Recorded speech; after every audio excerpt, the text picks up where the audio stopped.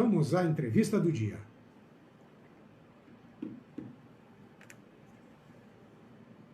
E quem está aqui comigo, já deu seu bom dia para a nossa audiência, é o empresário e servidor público Rodrigo Ondolfato.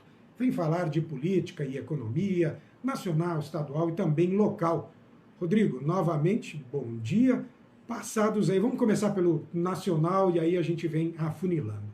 Passados 3 meses do governo Lula, como você avalia a economia e a política nacional?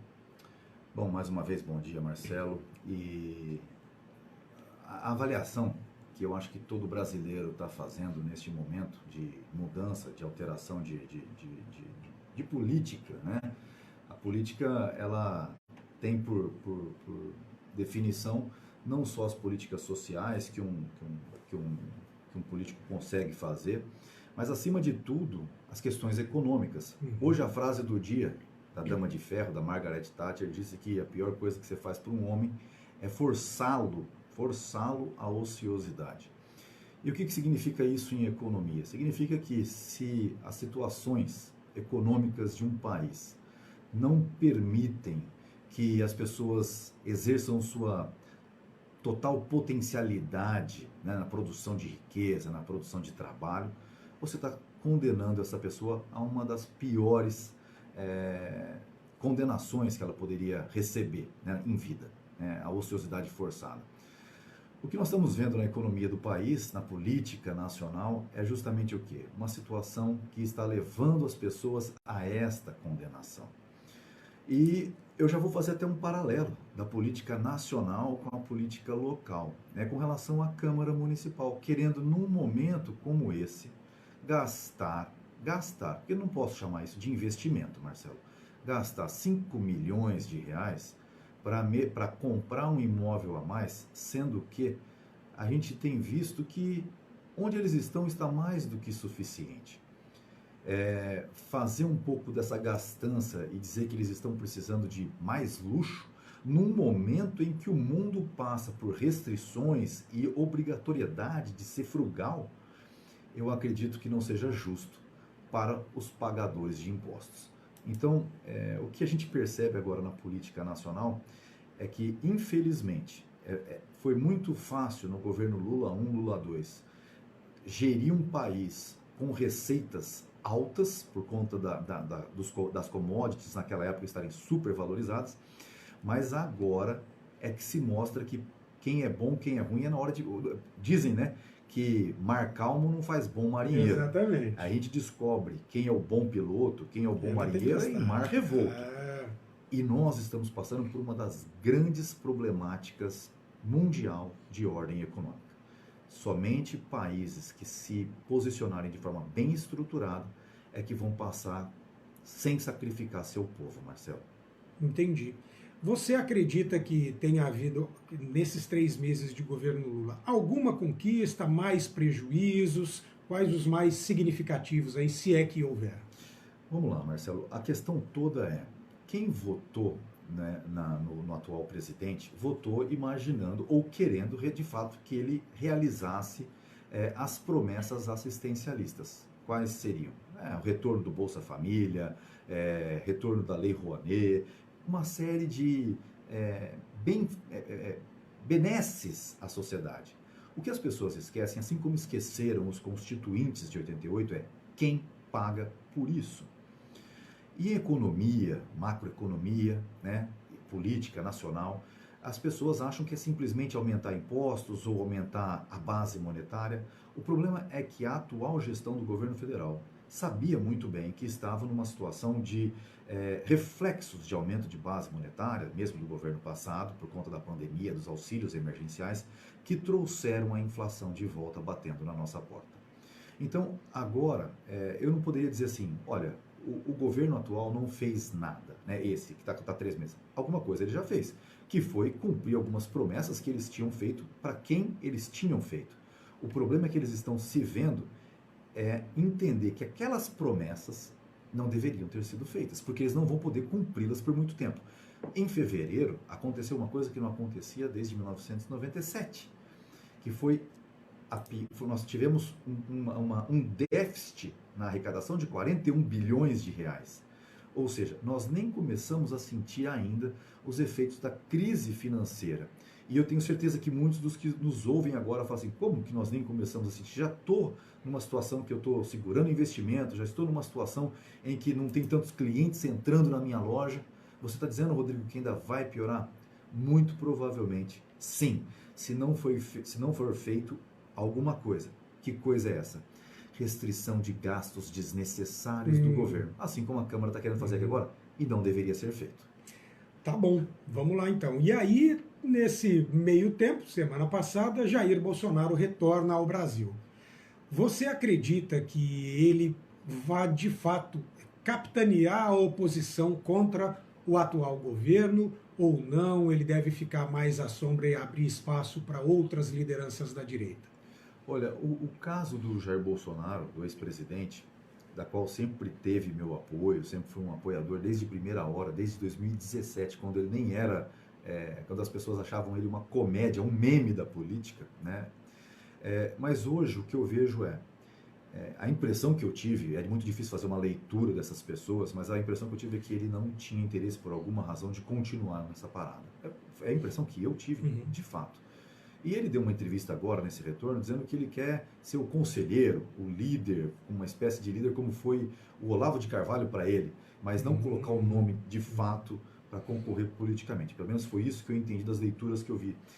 Agora, eu te digo uma coisa, Marcelo, muita gente se sentiu, não vou dizer enganada, mas decepcionada, frustrada, né? Com o posicionamento dele, com o não embate, a manutenção aqui. É difícil da gente prever se ele será líder ou não, mas muitas pessoas começam a se colocar também como players, né? Como personagens nessa possível liderança da direita, por assim dizer. Governador Tarcísio de Freitas, do Republicano. Ele menos, não vou dizer, não quero usar o termo extremista, mas enfim, ele consegue, sob o meu ponto de vista, navegar melhor em todos os espectros políticos. Você acredita que ele é um forte candidato aí a, nas próximas eleições, colocar o nome à disposição para presidente da República? Eu acredito que sim, Marcelo. Até porque o governador Tarcísio, como você bem disse, ele é mais talhado à política. Você percebe que ele galgou sua carreira, tanto no Exército, fazendo parte da missão no Haiti, ele soube conduzir dentro da máquina pública os caminhos como servidor público, tanto concursado como comissionado, por assim dizer, ou eletivo. Ele tem muita boa entrada, ele sabe lidar, ele sabe fazer o jogo político. A grande pergunta é, o que vem para o mundo nos próximos anos? Será que o mundo está atrás de político? Ou está atrás de gente que vai gerir com clareza de informação? Essa é uma grande questão. Óbvio, ele está gerindo o estado mais rico da nação. Sabendo lidar com isso, sabendo lidar de forma técnica como ele sabe, muito provavelmente nós vamos ser obrigados a dizer que foi o melhor governador dos últimos anos, né? Gostando ou não do jeito dele. Mas provavelmente, se ele souber capitalizar em cima disso, ele será o novo presidente da República. É um passo natural. O governador do estado de São Paulo, que tenha sucesso, querer ser presidente da República do Brasil. Que outros nomes estariam aí postos? Zema, algum outro governador, não sei, Eduardo Leite, alguém que não seja governador, deputado ou senador, você acredita que, de repente, vai colocar o nome à disposição? Eu acredito que todos esses que você falou vão colocar. Eu acredito que o Zema deva colocar seu nome, até porque ele fez 2 mandatos, está fazendo o 2º mandato em Minas Gerais, e fez, aparentemente, né, nós não somos mineiros, não podemos falar como mineiro, mas o que a gente vê chegar de informação lá é que ele foi realmente um bom governador, soube ser austero no momento que precisou. Acredito que o Tarcísio vá fazer o mesmo aqui, mas serão 2 nomes aí muito fortes. Mas nós precisamos entender também o que acontece nesses próximos 4 anos.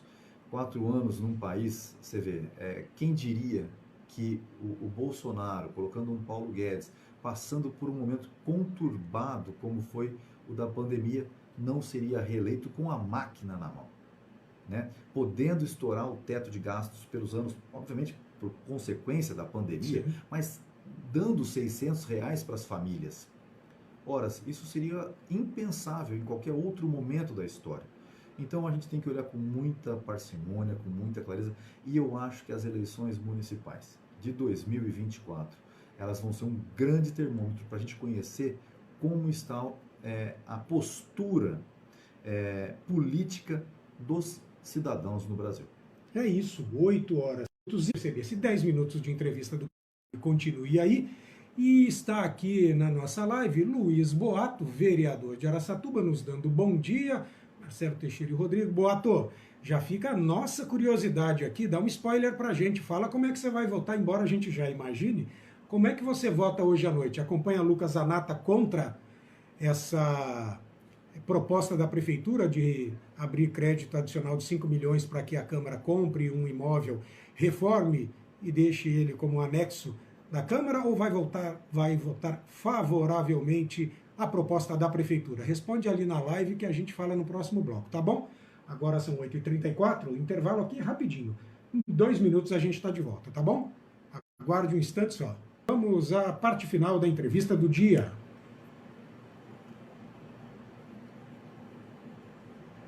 Quem continua aqui comigo, quem está acompanhando a minha live lá no Facebook, jornalista Marcelo Teixeira, já está vendo o Rodrigo Andolfato de volta à tela, está aqui falando de política e economia nacional, estadual. Agora, mais especificamente, passaremos à política local. Rodrigo, dá para fazer uma avaliação aí, Prefeitura, Câmara, atualmente em Araçatuba, como é que você está vendo isso?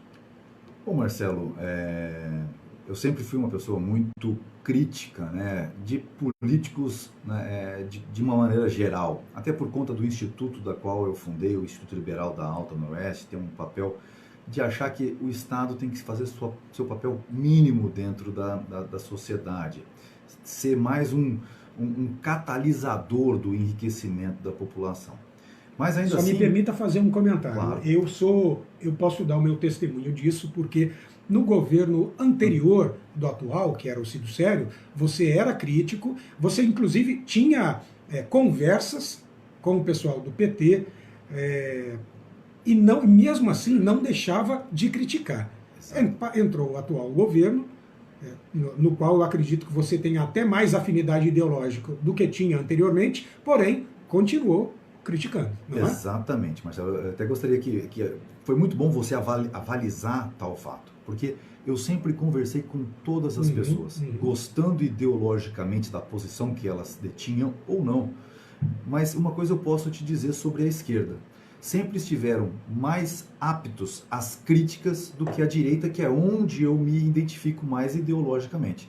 Porque eu nunca sofri tanto represália, seja oficial ou extraoficial, quanto em sendo crítico daquele segmento ideológico que eu mais me identifico.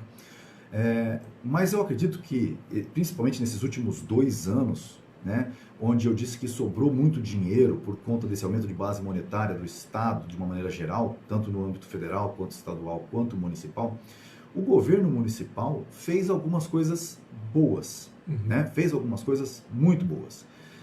O que começa a gente criar alguns questionamentos, Marcelo, que eu sempre faço isso e eu até sofro muito por questionar.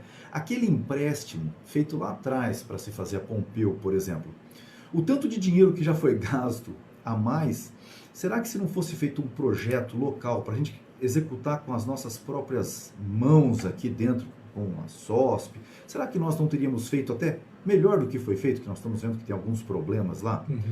A SOSP, eu estou lá e eu posso garantir que tem bons profissionais, né? Muito bom, pessoas de altíssima qualidade lidando com os problemas da cidade. É óbvio que é uma cidade que cresceu, sofrendo muito o problema da urbanização descontrolada ou sem um planejamento. Então, mas o que eu quero dizer eu tive muito embate com a esquerda, muitas pessoas falavam que eu era muito radical contra a esquerda e nunca sofri tanta represália oficialmente da esquerda. Com relação à direita, sempre bati naquilo que eu achava que precisava bater.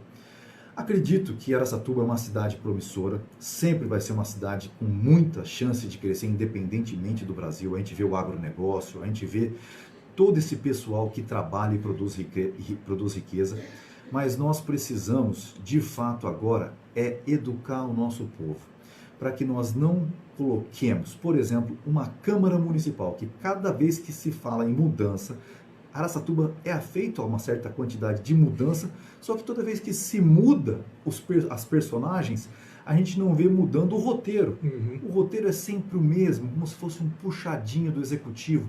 A Câmara, parece que os nossos vereadores, os nossos políticos araçatubenses não gostam de fazer o seu papel precípio de fiscalizador do Poder Executivo, que é o que nós deveríamos ter, é questionar por que disso, por que daquilo, para ajudar, questionar, criticar não é querer o mal do Executivo, muito pelo contrário, seria ajudar, né? Nós não precisamos de muita gente dando tapinha nas nossas costas, nós precisamos de pessoas efetivamente que nos critiquem, obviamente com fundamentos, para que a gente possa melhorar. Então eu vejo que Araçatuba tem muito que melhorar, mas principalmente nos seus eleitores. Precisamos educar os nossos eleitores, para que nós não caiamos em armadilhas de 4 em 4 anos, principalmente na hora de eleger vereadores. Então vamos lá, só para que a gente relembre, você falou da Pompeu.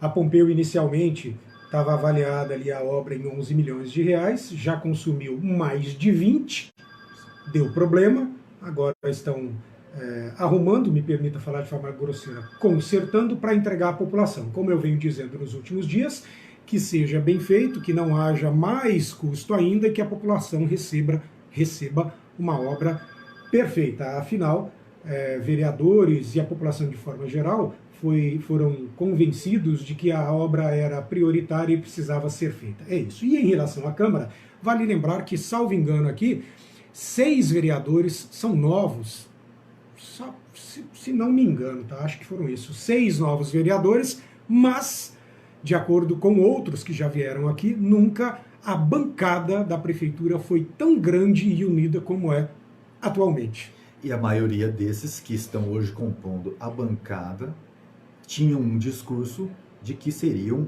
os policiais, né, do bom costume no sentido político, né, da boa governança. Então, o que a gente percebe é que a população já não consegue mais confiar nos nomes que são colocados à disposição dela, né? E aí é que vem uma coisa importante. Teve um dos ouvintes que perguntou: cadê o Rodrigo nas redes sociais?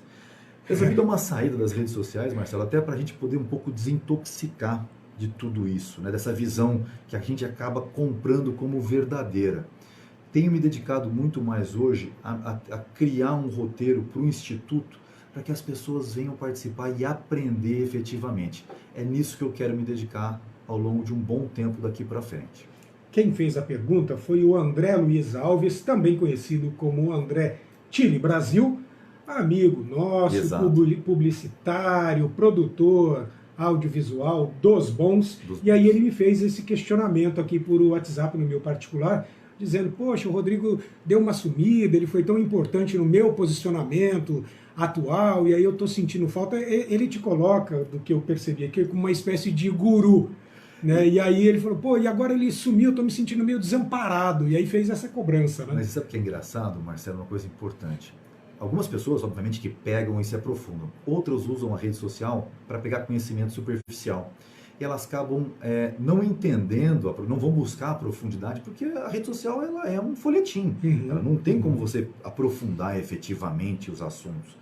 E eu comecei a entender que eu perdia muito mais possíveis pessoas para aprender de fato do que ensinando efetivamente. E meu papel, enquanto criador do Instituto ou discutindo política nas redes sociais, nunca foi querer fazer o meu nome, Rodrigo, mas fazer o nome de uma ideia que eu acredito poderia ajudar muito a sociedade de todo o mundo, né? Não só do Brasil, mas como do mundo, e principalmente da nossa cidade, onde tem pessoas que são trabalhadoras, né? Efetivamente, Araçatuba é uma cidade maravilhosa porque as pessoas não têm medo do trabalho. Então, eu resolvi mudar de estratégia. Espero que as pessoas comecem a procurar a gente. Porque eu digo uma coisa, eu fiquei muito feliz, falei para você que cheguei aqui, né? Você com a motinha elétrica, junto comigo, vem caminho aqui também. Sim. Eu sempre vejo você, Marcelo, como um liberal. Sabe por quê? Você é uma pessoa que toma algumas atitudes que é de fundamento liberal. Tem coisa mais inteligente do que o que nós estamos fazendo aqui? Nós não ficamos refém do preço da OPEP internacional. Se a gasolina sobe no posto ou não, nós estamos preocupados. Não pagamos IPVA, Sim. que é mais libertário do que isso. Ou seja, uma coisa importante que eu digo é, precisamos crescer com inteligência e poupar hoje em dia. Fazer a coisa, ser poupador, não ser perdulário, é uma das coisas mais importantes que nós podemos fazer.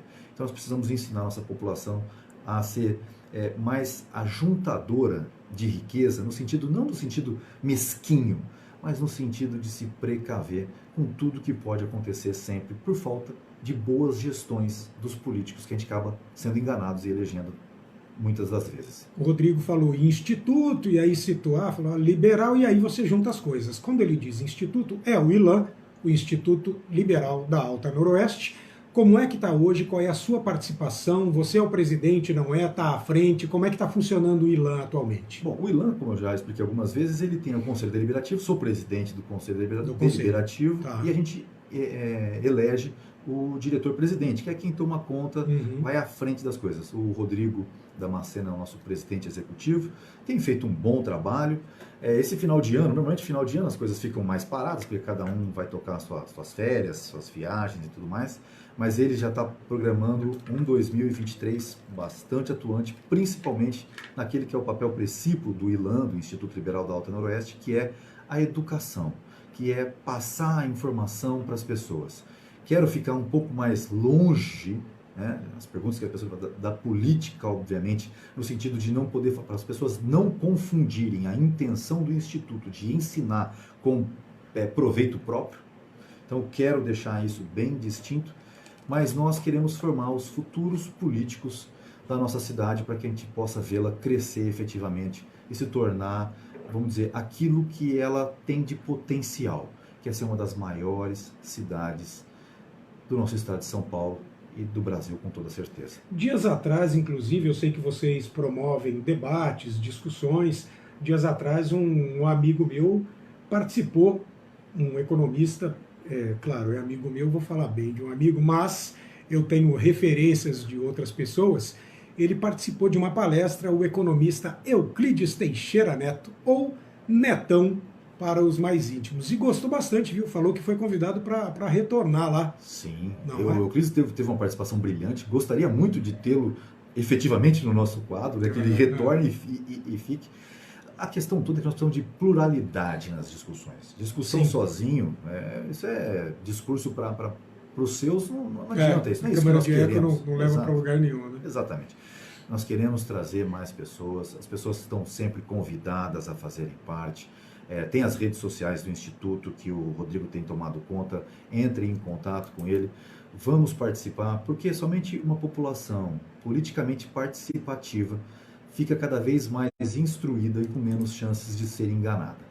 Rodrigo, tem mais gente entrando aqui, participando, fazendo questão de dar o bom dia, como o Fábio Ferreira, que é consultor empresarial e nosso colunista, entrou também José Roberto Campos e Lu Vieira, e todos eles falando aqui, o Zé Roberto te elogiando, né? O Zé Roberto Campos dizendo, gosto muito do posicionamento do Rodrigo, e aí, tanto ele quanto a Lu Vieira e também a Sol Ativista fazem a mesma pergunta que você já deve imaginar. Ano que vem, Rodrigo Andolfato vem como candidato a prefeito de Araçatuba? Você tá filiado a algum partido atualmente? Eu acredito que eu ainda esteja filiado ao PTB por conta da candidatura deste ano, mas não é um partido que de verdade... Aliás, a minha participação da política partidária, efetivamente concorrendo, me trouxe algumas decepções, Marcelo. Acho que eu já comentei contigo aqui, foi, da outra vez na última vez que eu estive aqui. Não acho que eu estarei colocando meu nome à disposição. E sempre disse que a política era uma coisa que eu fazia para os outros e não para mim. Sim. Então, colocar o nome à disposição na política é um se doar, mas não é um se doar como você fazer uma ajuda numa instituição de caridade que é extremamente prazeroso. Se colocar seu nome na política, é um se doar sacrificante. Sim. Então, e sacrifica não só você, sacrifica seus familiares. Exatamente. Então, a gente tem que sempre colocar na balança o quanto seus familiares estão dispostos a pagar a parte deles, se é que estão. Então, eu não quero deixar aqui nada efetivamente dito, mas eu quero dizer que eu quero formar os futuros políticos de Araçatuba. Eu acho que eu posso ajudar muito mais disseminando conhecimento do que me colocando como nome de um salvador da pátria, coisa que eu nem acredito que exista. Você sabe que você me falou algo que me levou ao passado, quando eu conversava com o Luiz Fernando de Arruda Ramos, que colocou o nome à disposição, concorreu a uma eleição, perdeu para o atual prefeito, e naquela oportunidade, antes de oficializar a candidatura, nós conversamos e ele me perguntou: e aí, Marcelo, vou ou não candidato a prefeito? Quero ir, mas não sei se vou ou não. O que você acha? E aí eu disse a ele o que até hoje eu disse para quem eu conheço e me faz a mesma pergunta. Olha, a cidade precisa de opção, de boa opção. Então, sob esse ponto de vista, com um eleitor araçatubense, eu creio que sim. Saia, coloque seu nome, porque é um bom nome para o eleitor. Mas como amigo, vou falar sinceramente para você, fica onde você está. Cuida das suas coisas, da sua família, porque, rapaz, é difícil, é sofrido, como você disse, né? É muito difícil de você tocar a vida sem ser impactado, e é muita coisa, é muita responsabilidade, é uma enormidade de crítica, e há de se ter uma alma grandiosa para você assimilar tudo isso, não é verdade? É verdade, Marcelo. Eu até, da última vez que estive aqui, não fiz meus agradecimentos formais à minha esposa Fernanda, nem à Luísa, minha filha, e que eu peço desculpas, né, daquele momento, e faço agora por tudo que elas viveram durante a campanha, e é muito sacrificante. É muito sacrificante, e eu sou... assim, tenho responsabilidade pelos sentimentos, que eu acho que a coisa mais importante que a gente tem na vida é a história, é o sentimento que a gente deixa para as pessoas. E eu fico assim, hoje eu jamais tomaria uma decisão dessa pensando em mim. Seria somente a pedido dessas duas pessoas que eu mais amo e que eu não poderia deixar de escutar e respeitar as decisões de duas pessoas que eu não poderia ver sofrer. É isso aí, tá certo, tem sim que fazer isso.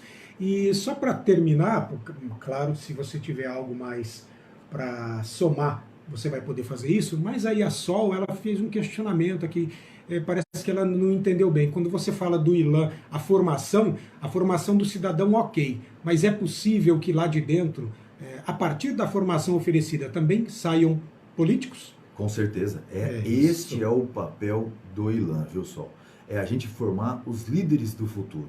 Eu já estou com meus 48 anos, não me acho velho, mas de qualquer maneira, acredito que posso agora contribuir de uma outra maneira para as pessoas mais jovens se formando de uma forma bem mais estruturada e aprendendo com os erros que a gente cometeu ao longo do tempo.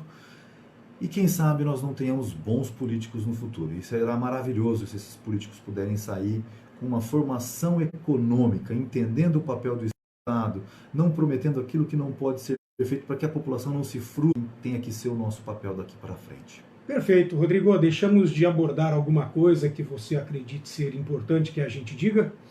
Marcelo, para concluir, eu só queria dizer para a nossa população, primeiro, trabalhem com afinco, sejam empreendedoras, como mostrou a pesquisa que você apresentou, e, acima de tudo, coloquem muito cuidado na hora dos investimentos e na hora da gastança, principalmente com bobagens. O momento que o Brasil e o mundo vai viver daqui para frente, talvez nos próximos 2 anos, não nos permitirá ser perdulários. Precisaremos ser muito responsáveis com os nossos gastos, com os nossos investimentos. Então, eu peço para toda a araçatubense, e se nós todos fizermos isso, formos prudentes, a economia se salva. É o indivíduo quem faz a economia girar. Então nós precisamos fazer a coisa da maneira correta. E não é errado poupar. A poupança faz um país crescer, através de bons investimentos. Então, coloquem bastante discernimento daqui para frente. Sejam pessoas que procurem ler. Tem muita coisa boa na internet. Procurem se instruir para que a gente possa fazer esse país crescer de verdade. Depende de cada um de nós. É isso. Hashtag fica a dica. Rodrigo, muito obrigado Muito pela obrigado. participação aqui. Você sabe, quando tiver assunto relevante, nem me espere te ligar. Sugira a pauta que a gente abre os microfones do Jornal da Manhã. Muito obrigado, Marcelo. Obrigado a todos. É isso. Eu vou ficando por aqui, porque já são 9h07. Adiantando que amanhã a minha entrevistada no Jornal da Manhã será a psicóloga Marcela Coeck. Ela vem aí abordar essa busca e apreensão feita nas casas de adolescentes de Araçatuba, né, que haja vista que ao menos um deles fez uma ameaça de massacre em uma escola pública da cidade. Aproveito a ocasião para dizer que informação verdadeira é tudo, você encontra no Jornal O Liberal, também no site lr1.com.br e no aplicativo LR1. Está lá na sua loja de apps, seja o seu celular Android ou iOS, selecione nossas rádios e clique em Jovem Pan Araçatuba 104.3. Muito obrigado pela audiência. Você continua na Jovem Pan com muita música boa, pop rock. Um excelente dia e até amanhã, se Deus quiser.